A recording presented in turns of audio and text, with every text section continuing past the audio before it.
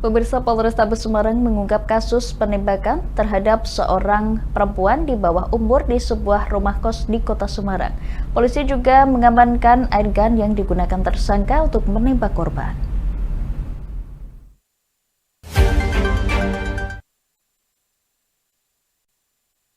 Satreskrim Polrestabes Semarang mengungkap kasus penembakan terhadap gadis berusia 14 tahun di rumah kos di Jalan Pusponjolo Selatan. Tersangka penembakan bernama Doni Sofian, 44 tahun, warga Kalialang, Sukorejo, Gunung Pati, ditangkap di sebuah perumahan di Gunung Pati, Semarang.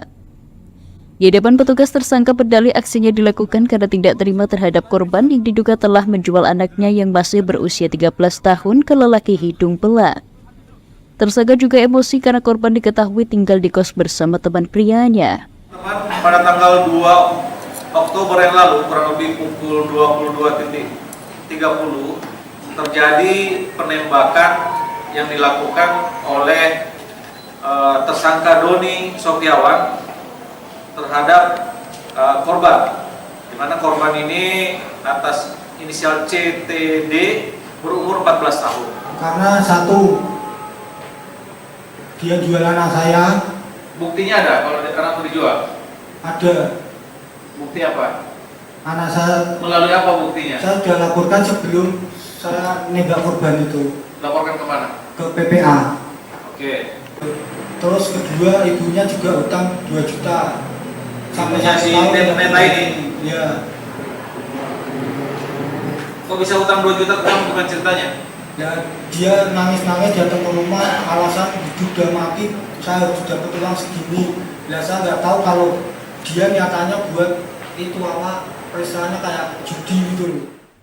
Sementara itu, Kasat Reskrim Polrestabes Semarang Kompol Andika Darmasena mengatakan dari hasil penyidikan, motif penembakan tersebut dilatar belakangi adanya rasa cemburu pelaku terhadap korban yang diketahui dekat dengan pria lain. Tersangka ini yang bersangkutan itu benar tadi Pak Kapolres sampaikan dari cemburu, ya. Karena kenapa dia mengecek korban ini ke TKP?